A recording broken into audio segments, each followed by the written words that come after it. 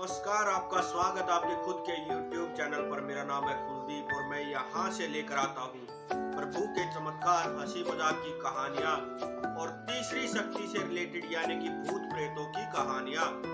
तो आज की कहानी है हरियाणा के महेंद्रगढ़ डिस्ट्रिक्ट के पास के एक छोटे से गांव की, और बात करीब आज से 35-40 साल पुरानी है। और ये कहानी हमें भेजी है प्रकाश ने। जी हाँ, ये कहानी है प्रकाश की दादी की, जिनका नाम था रत्नो। पूरा गांव उन्हें रत्नो ताई के नाम से जानता था। तो रत्नो ताई जो है वो इन तीसरी शक्तियों के विषय में बहुत कुछ जानती थी।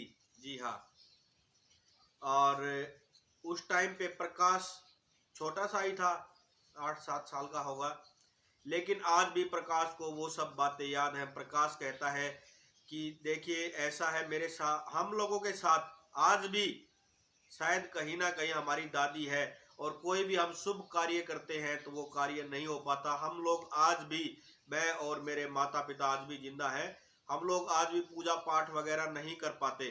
जी हाँ, आज भी ये लोग पूजा पाठ नहीं कर पाते।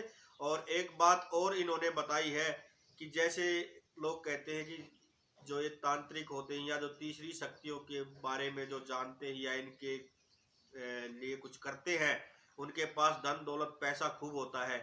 तो प्रकाश ने हमें बताया है कि भाई आज भी जो है मैं और मेरा परिवार गरीबी से ही जूझ रहे हैं। मैं 8-10 अपने व्यापार बदल चुका हूँ, 7-5-6 बार अपनी जॉब भी बदल चुका हूँ, लेकिन कहीं हमें कामयाबी नहीं मिलती। हम आज भी मतलब ये मानो कि और भी ज्यादा गरीब होते जा रहे हैं, और हमें ऐसा लगता है कहीं ना कहीं कि हमारी दादी का जो श्राप है वो आज भी हमारे साथ है। तो कहानी शुरू कहाँ से होती है कि ये जो छोटा सा गांव था, इसमें रत्नो ताई रहती है। और एक गांव में देखिए तकरीबन आज भी है ऐसा कि बहुत सारे पेड़ वगैरह होते हैं। तो यहाँ गांव में एक चबूतरे पे एक पीपल का पेड़ था बहुत बड़ा, जहाँ पर गांव के लोग बैठते थे। आज भी गांव में ऐसा होता है कि कुछ पेड़, कोई स्पेशल जगह ऐसी होती है जहाँ पर गांव के लोग बैठते हैं, बातें बातें करते हैं। तो इस चबूतरे पर गांव के लोग आकर बैठते थे, और रत्नो ताई भी यहाँ पर आकर हर रोज बैठती थी। और शाम को करीब 7-8 बजे रत्नो ताई यहाँ पर कुछ रख के जाती थी, मतलब टोटका वगैरह। जी हाँ, गांव के लोगों में अब डर बैठने लग गया था कि ये रत्नो ताई ऐसा क्यों करती। ये नहीं कि कोई स्पेशल दिन, ये हर रोज कुछ ना कुछ ऐसा रख कर जाती थी। तो कुछ लोग जो है 8-10 लोग इकट्ठे होते हैं और इनके घर पे, मतलब प्रकाश के घर पे शिकायत लेकर जाते हैं प्रकाश के पिता के पास कि भाई रत्नो ताई जो है हर रोज वहां पेड़ के नीचे कुछ ना कुछ रखती है, और हम सबको अब डर लगने लग गया है। तो आप अपनी माँ को समझाइए, और या तो आप इन्हें ये कार्य जो है बंद करवाइए इनका, या फिर आप ये गांव छोड़कर चले जाइए। और रत्नो ताई जो है वो दूसरे कमरे में बैठी उनकी बातें सुन रही थी। रत्नो ताई इतनी ही देर में बाहर आती है और कहती है कि क्या समस्या है आप लोगों को मेरे साथ। तो वो लोग कहते हैं कि देखिए ताई, हम सब आपका बहुत सम्मान करते हैं, आप ऐसा मत किया करो, और अगर आप ऐसा करोगे तो हमें जो है मजबूरन आप लोगों को गांव से बाहर निकालना पड़ेगा। तो रत्नो ताई जो है हंसने लग जाती है। और देखिए प्रकाश ने ये हमें खुद बताया कि उस टाइम पे प्रकाश अपनी आंखों से देख रहा था। रत्नो ताई के दोनों हाथ पीछे थे, और उनके हाथ में एक नींबू था जिसे ये गोल गोल घुमा रही थी उन लोगों से बात करते हुए। तो रत्नो ताई कहती है कि कोई बात नहीं, मुझे तो तुम क्या ही निकालोगे, लेकिन मेरी जरूरत तुम लोगों को बहुत जल्दी पड़ने वाली है। तुम लोग बहुत जल्दी मुझे याद करोगे। और चलो, मैं आज के बाद उस पेड़ के नीचे कुछ नहीं रखूंगी, लेकिन बैठने के लिए तो आ सकती हूँ। वहां आना तो मैं नहीं छोड़ूंगी। देखिए अभी 20-21 दिन मुझे और उस पेड़ के नीचे आना है। तो वो कहते हैं हाँ, बैठने के लिए आप आ सकती हो, और पेड़ के नीचे ही क्या, आप किसी के भी घर में आ सकती हो, कहीं भी आकर बैठ सकती हो, पूरा गांव आपका बहुत सम्मान करता है। तो रत्नोताई कहती देखिए, मुझे आपकी सहानुभूति की कोई आवश्यकता नहीं है, लेकिन तुम लोगों को आज मेरी आवश्यकता जरूर पड़ेगी। और जब ये बातें खत्म होने के बाद सब जाने लग जाते हैं, और लास्ट में जो इंसान बचता है उसको रत्नोताई कहती है कि आज मैं तेरे यहाँ रही हूँ, और अगर कुछ खाने का हो, कुछ मिठाई वगैरह हो तो बंदोबस्त रखना, क्योंकि मेरे साथ जब कोई होता है तो मुझे भूख लगती है। अब वो इंसान जो है प्रकाश के पिता को कहता है कि भाई साहब ये क्या है, अम्मा मुझे क्यों डरा रही है, ये रत्नोताई मुझे क्यों डरा रही है, इसका मतलब ये क्या कहना चाह रही है, भूत प्रेत मेरे घर छोड़ेगी आज ये? और हाँ रत्नोताई, तुम्हारे पास जितने भी भूत प्रेत हो सब भेज देना मेरे घर, में देख लूंगा। और ये इतना कॉन्फिडेंस के साथ इन्होंने क्यों बोला है, क्योंकि इनके घर की जो दीवार है वो हनुमान मंदिर से सटी हुई है। इनको क्या लगा कि हनुमान मंदिर के पास आसपास तो ये चीजें आ ही नहीं सकती। तो रत्नोताई कहती है कोई बात नहीं, तुम इंतजार करना, मैं आऊंगी आज रात में। रात में करीब 1:30-2 बजे जो ये इंसान था जो इनके घर पे आया था, इसकी पत्नी जो है अजीबोगरीब हरकतें करने लग जाती है, जिसे देखकर साफ पता लग रहा था कि इस पर किसी का साया आया है। और ये जो है खुद को नुकसान पहुंचा रही थी, दीवारों में जो है मतलब टक्कर मार रही थी, सिर मार रही थी दीवारों में, और खुद को नाखूनों से मतलब अपने चेहरे को ऐसे खरोच रही थी मतलब। तो ये मंदिर ना जाकर सीधा रत्नोताई के पास गया, जबकि मंदिर की दूरी इसके घर से सिर्फ 2 कदम की थी। ये सीधा रत्नोताई के पास गया है और ये इनका दरवाजा खटकाता है। तो प्रकाश के पिता बाहर आते और कहते हैं हाँ भाई साहब क्या बात है, इस समय आप कैसे आए? तो इन्होंने बोला कि मेरे घर में ऐसे ऐसे समस्या हुई है, और रत्नोताई अपने कमरे में बैठी बैठी हंस रही है। तो प्रकाश के पिता इनके पास जाते हैं कि अम्मा अगर तुम कुछ कर रही हो तो इसे बंद कर दो, ये इंसान जो है बहुत परेशान हो रहा है। तो रत्नोताई कहती है कि इसने मुझे कुछ बोला था इन लोगों ने आज सुबह, और मैंने तो बताया था कि मैं आऊंगी। तो ये इंसान रत्नोताई के पास आता है और कहता है कि ताई अगर तुम्हें कुछ करना है तो मेरे साथ करो ना, मेरी बीवी का क्या कसूर है, वो कौन सा तुम्हारे पास आई थी? तो ये कहती है रत्नोताई कि भाई उसने कष्ट अपने ऊपर ले लिया तो मैं क्या करूं, मैं तो तेरे लिए ही आई थी, तेरे लिए ही भेजा था मैंने तो वो इनके पैरों में गिर जाता है रत्नोताई के, और रत्नोताई अपने बक्से से कुछ मखाने वगैरह इसे देती है कि ये उसको खिला देना। और इसने जब वो खिलाए हैं जाकर, तो वो 10-15 मिनट के अंदर अंदर ही बिल्कुल ठीक हो गई, नॉर्मल हो गई। लेकिन रत्नोताई ने इसे मखाने देने के साथ साथ एक बात और बोल दी थी कि सुबह सबको बता देना ये सब जो हुआ है, और आगे से ध्यान रखना सब लोग। तो दूसरे दिन गांव के करीब 50-60 लोग इकट्ठे होकर इनके घर आए हैं, और प्रकाश के पिता उस समय अपने काम पर जा रहे थे। एक शहर में किसी दुकान पर काम करते थे, साइकिल की दुकान पर। वहां जाने के लिए तैयार होके निकले ही थे बस, कि सभी लोग इसके गांव के बाहर खड़े हैं। ये हाथ जोड़कर कहते हैं कि अब क्या हो गया, अब क्या गलती हो गई हम लोगों से, आप क्यों आए हैं? तो ये लोग कहते हैं कि देखो हम रत्नोताई का जो है एक तरह से सम्मान करना चाहते हैं।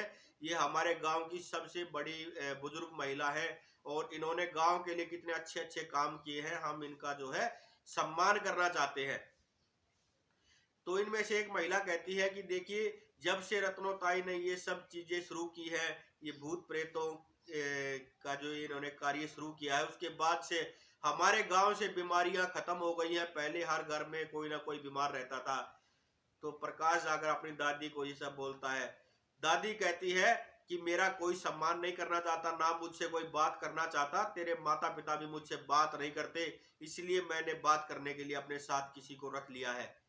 क्या तू देखना चाहता है? तो प्रकाश ने उस दिन बोल ही दिया कि हाँ दादी मैं देखना चाहता हूँ। जबकि प्रकाश पहले से डरा हुआ था कि अब मैं ऐसे घर में रह रहा हूँ जहां पर भूत प्रेत रहते हैं।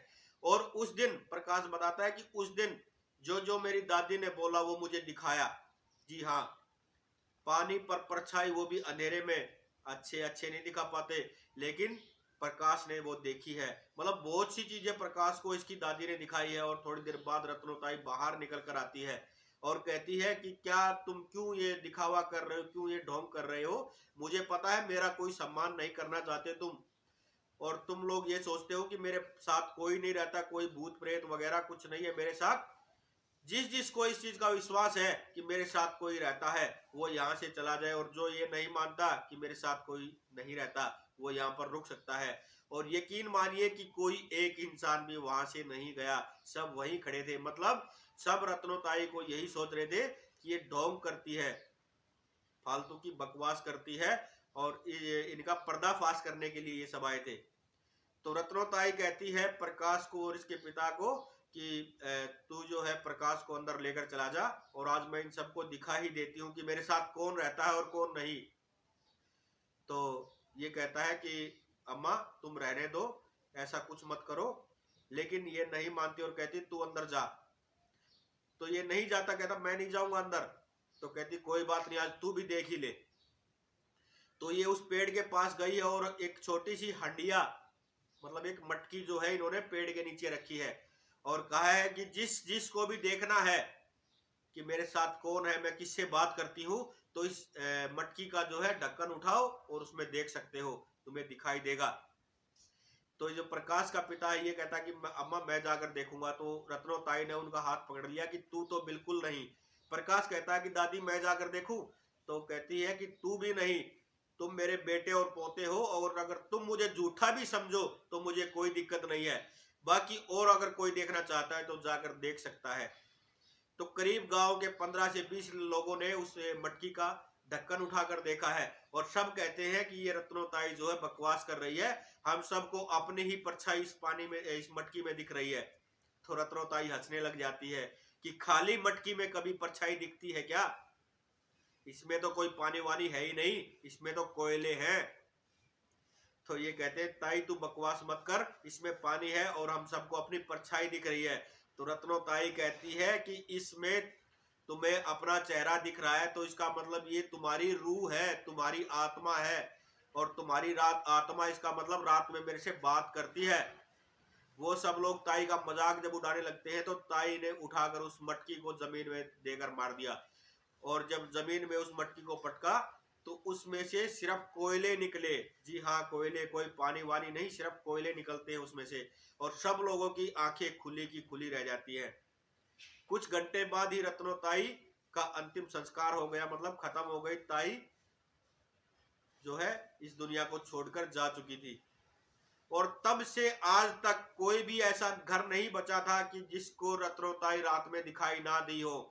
और वो गांव जो है धीरे धीरे बिल्कुल खाली हो गया। उसके गांव के इधर जो कच्ची पक्की सी एक सड़क थी, उधर जाकर सब लोग बस गए हैं। और प्रकाश और इसके पिता, इसकी माता को आज भी रत्नोताई रात में दिखाई देती है। कोई भी ये शुभ कार्य करने लगते हैं तो इन्हें रत्नोताई दिखाई देती है, और वो कार्य नहीं होता। तो ये थी दोस्तों आज की कहानी। उम्मीद करता हूँ आप लोगों को पसंद आई होगी। अगर पसंद आई हो तो लाइक करना, शेयर करना, कमेंट में लिखना जय वीर बालाजी। और अगर इस तरह की कहानियां आपको पसंद है तो प्लीज चैनल को सब्सक्राइब कर लीजिए। और अगर आपके पास भी ऐसा कोई अनुभव है तो आप हमें भेज सकते हैं, मैं आपकी कहानी भी यहाँ से लेकर आऊंगा। चैनल को सब्सक्राइब कर लीजिए दोस्तों। हर हर महादेव, जय श्री श्याम।